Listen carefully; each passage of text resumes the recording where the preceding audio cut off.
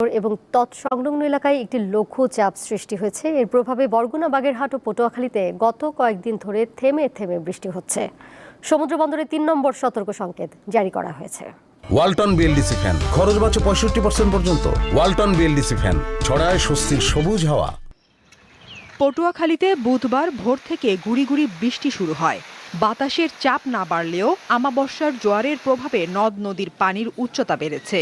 আবহাওয়া অফিস বলছে, বঙ্গোপসাগরে সৃষ্ট লঘুচাপটি আরও ঘনীভূত হতে পারে এবং উপকূলীয় এলাকা দিয়ে ঝড়ো হাওয়া বয়ে যেতে পারে।